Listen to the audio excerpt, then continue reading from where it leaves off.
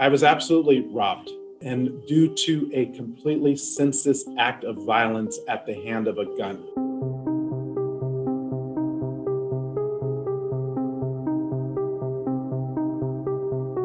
I lost my father to gun violence. He was shot and killed when I was 19 years old. I was actually a freshman in college when I got the call that he had been shot and killed a block away from, where I grew up in the neighborhood in West Las Vegas, and where I would later come back to work in. Literally, someone walked into a local corner convenience store. The gentleman apparently was trying to steal something from that store. My father was in the back of the store. He was working at the time as a cook at that store, and the guy left. He was thrown out of the corner store by the owner, and moments later, apparently, he came back in with a shotgun and started shooting. And my father took a bullet. They called the ambulance, and he died on his way to the hospital.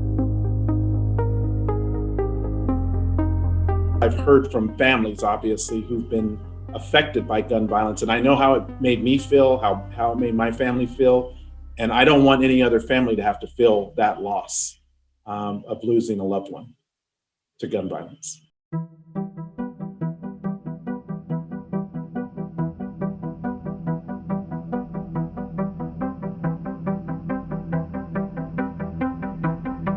Well, it's incredibly frustrating because I know that overwhelmingly the American people support common sense background checks. They support closing the gun show loophole. They support,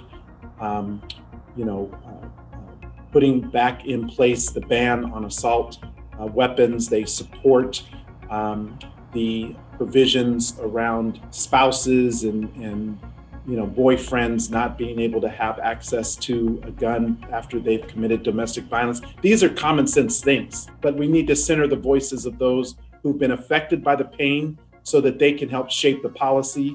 I'm not interested in trying to convince every person on the other side, because unfortunately, some of them are bought and paid for by the gun lobby. I just wish my colleagues on the Republican side here in the House and in the Senate would put the interest of the people over the interest of the gun lobby. I do not believe that the gun lobby should dictate what bills we ultimately pass here in Congress and put on the president's desk. And I would encourage every young person to do anything and everything that you can to put pressure on your elected officials to hold them accountable to do what you already know is right. You know these things make sense. You know you want to live in a community and a society that values people and not the gun lobby. Hold those of us who run for and are elected to office accountable to do what we said we were going to do, and to do it now. That we cannot wait for the next mass shooting.